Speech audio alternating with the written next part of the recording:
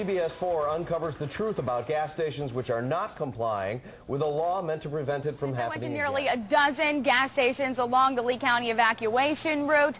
From 41 to Colonial, not a single one of them had a backup generator. For those trying to fill up their gas tank after a storm, the price is only one of the problems. Finding a gas station that's operating is a big part of the battle. And hey, take a look at this. This is the report that is basically detailed the state's emergency generator program. It was released back in March. But tonight, state officials have basically thrown it out and admit they missed more than 1,300 gas stations in the heart of the state's hottest hurricane strike zone. Despite a law aimed at making gas more accessible, be prepared to sit again, especially if we have an early season storm.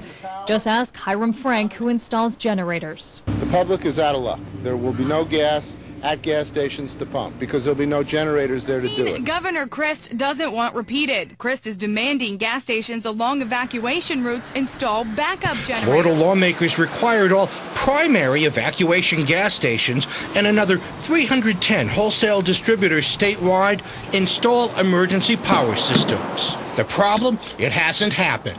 The state mismanaged the program, and most gas stations ignored it for being too confusing. And making matters even worse, the way the law was being enforced, gas stations from the Florida Keys all the way up to Fort Pierce were not required to have generators. To Governor Charlie Crist. I have great concerns, and I want to credit you, Al Sunshine, and CBS 4 for doing great work to bring this to light. It's very important as a result of your story to write letters to each of those stations that are on the evacuation routes. And this is a life-saving measure. Governor Crist sent a letter to 254 gas stations across Florida saying he's prepared to take each and every one of them to court.